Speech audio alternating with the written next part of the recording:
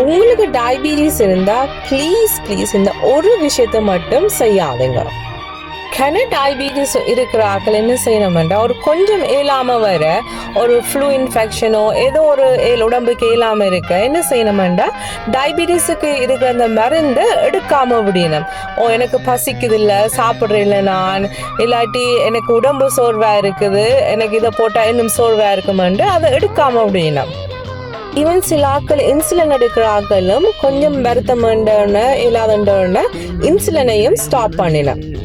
உங்களுக்கு ஒன்று தெரியுமா, நாங்கள் எங்களுக்கு வருத்தம் வரும்போது எங்கள்கிட்ட பிளட் சுகர் வந்து நேச்சுரலாகி ஹையாக போகுது. எங்களுக்கு வருத்தமாக இருக்கும்போது எங்கள்கிட்ட பாடி வந்து ஒரு ஸ்ட்ரெஸ் ஆன சுச்சுவேஷனில் இருக்குது, இன்டர்னலி ஸ்ட்ரெஸ்ஸாக இருக்குது. அப்படி இருக்கும்போது அது ஸ்ட்ரெஸ் ஹார்மோன்ஸ் ரிலீஸ் பண்ணி உங்களோட பிளட் சுகர் நேச்சுரலாகி ஹையாக இருக்கும். அப்போ அந்த டைமில் வெரி வெரி இம்பார்ட்டன்ட் நீங்கள் உங்களோட டயபிட்டிஸ் மெடிகேஷன்ஸ் எடுக்கிறது. ஒரு சில சமயத்தில் உங்களுக்கு ஒரு சில வருத்தம் வந்து நீங்கள் ஒரு கண்டினியூஸாக சக்தி எடுக்கிறீங்க, இல்லாட்டி உங்களுக்கு டீஹைட்ரேஷனாக இருக்குது, அப்படியான ஒரு சுச்சுவேஷனில் ஒரு சில மெடிகேஷன்ஸ் வந்து நீங்கள் ஹோல்ட் பண்ணணும். அது உங்களுடைய ஹெல்த் கேர் டீமோடு டிஸ்கஸ் பண்ணுங்க என்னென்று. படி உங்களுக்கு நார்மலாக ஏதாவது வருத்தம் வந்தால், உங்களுக்கு டயபிட்டிஸ் இருந்தால் உங்களோட டயபிட்டிஸ் மெடிகேஷன் நீங்கள் ஸ்டாப் பண்ணாதீங்க.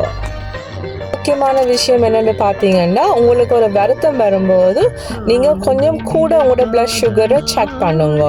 செக் பண்ணி என்னென்ன லெவல்ஸில் இருக்குன்னு பார்த்து சம்டைம்ஸ் உங்களுக்கு ஒரு டெம்பரரி பீரியடுக்கு கொஞ்சம் கூட மெடிகேஷன்ஸ் எடுக்க வேண்டி வரும். நீங்கள் இன்சுலின் எடுக்கிறீங்கன்னா கொஞ்சம் கூட இன்சுலின் எடுக்க வேண்டி வரும். பிகாஸ் உங்களோட பாடி அந்த இல்னஸை ஃபைட் பண்ணுது. ஐ ஹோப் இந்த வீடியோ உங்களுக்கு யூஸ்ஃபுல்லாக இருந்திருக்குமெண்டு. இப்படி வேறு டிப்ஸுக்கு இன்னும் இந்த சேனலை ஃபாலோ பண்ணாட்டி கட்டாயம் ஃபாலோ பண்ணுவோம். தேங்க்யூ ஃபார் வாட்சிங்.